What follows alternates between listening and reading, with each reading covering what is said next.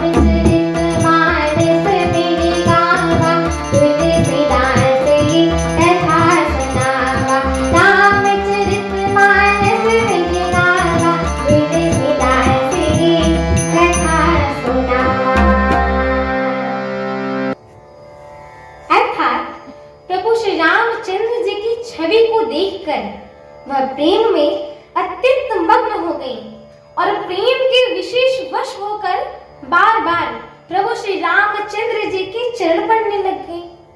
हृदय में प्रीति छा गई थी, इससे लज्जा नहीं रह गई।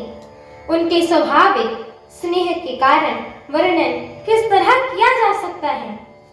उन्होंने भाइयों सहित प्रभु श्री रामचंद्र जी को उबटन लगाकर स्नान करवाया और बड़े प्रेम से षड्रस भोजन करवाया।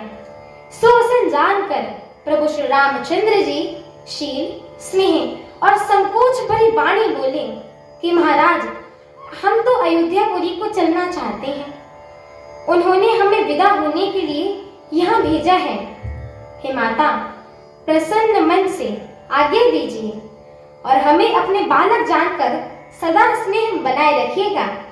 इन वचनों को सुनकर ही सारा का सारा निवास उदास पड़ गया। सासुएं प्रेमवश बोल नहीं सकती थीं। उन्होंने सब कुमारियों को हृदय से लगा लिया था और उनके पतियों को सौंपकर बहुत विनती की थी। विनती करके उन्होंने सीता जी को प्रभु श्री रामचंद्र जी को समर्पण कर दिया और हाथ जोड़कर बार बार कहने लगे कि हे तात, हे सुजान, मैं बलिहार जाती हूँ। तुमको सबकी गति मालूम है। परिवार को, पुरवासियों को, मुझको और राजा को सीता प्राणों के समान प्रिय है, ऐसा जानिएगा। हे तुलसी के स्वामी, इससे शील और स्नेह को देखकर इसे अपनी दासी मानिएगा। हम पूर्ण काम हो, सुजान श्रमबड़ी हो और भाव प्रिय हो, तुम्हें प्रेम प्यारा हो। हे राम, तुम भक्तों के गुण को ग्रहण करने वाले हो, दोषों को नाश करने वाले हो और दया के धाम हो। ऐसा कहकर रानियां चरण पकड़कर चुप रह गईं। मानिए उनकी वाणी प्रेम रूपी दलदल में समा गई हो। स्नेह से सनी हुई श्रेष्ठ वाणी को सुनकर प्रभु श्री रामचंद्र जी ने सास का बहुत प्रकार से आदर सत्कार सम्मान किया। तब श्री रामचंद्र जी ने हाथ जोड़कर विदा मांगते हुए सभी को बार बार प्रणाम किया। आशीर्वाद पाकर और फिर से सिर नवाकर भाइयों सहित प्रभु श्री रघुनाथ जी चले। प्रभु श्री रामचंद्र जी की सुंदर मधुर मूर्ति को हृदय में लाकर सब रानियां स्नेह के वशीभूत होकर शिथिल हो गईं। फिर धीरज धारण करके कुमारियों को बुलाया। माताएं बारंबार उन्हें गले लगाकर भेंट करने लगीं। पुत्रियों को पहुंचाती हैं, फिर लौट कर मिलती हैं। परस्पर में कुछ थोड़ी प्रीति नहीं होती है, अर्थात बहुत ही ज्यादा प्रीति होती है। बार बार मिलती हुई माताओं को सखियों ने अलग कर दिया, जैसे हाल की ब्याई हुई गाय को कोई उसके बालक, बछड़े या बछिया से अलग कर देता है। सब स्त्री पुरुष और सखियों सहित सारा निवास प्रेम के विशेष वश हो गया। ऐसा लगता है कि मानिए जनकपुर में करुणा और विरह ने डेरा डाल दिया हो। हमारी आगे की श्री राम कथा को सुनने के लिए हमारे चैनल को लाइक, शेयर, सब्सक्राइब एवं कमेंट अवश्य करें।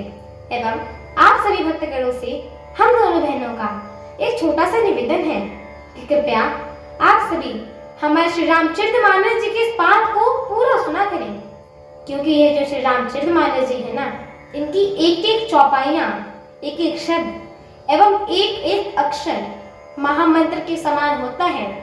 एवं जो भी नर नारी, मनुष्य, जीव जंतु, पशु पक्षी इन्हें सुनते हैं, गाते हैं, कहते हैं, श्रवण करते हैं, उनके जन्म जन्मांतर के सारे पाप नष्ट हो जाते हैं। एक बार प्रेम से बोलिए, मर्यादा पुरुषोत्तम प्रभु श्री रामचंद्र की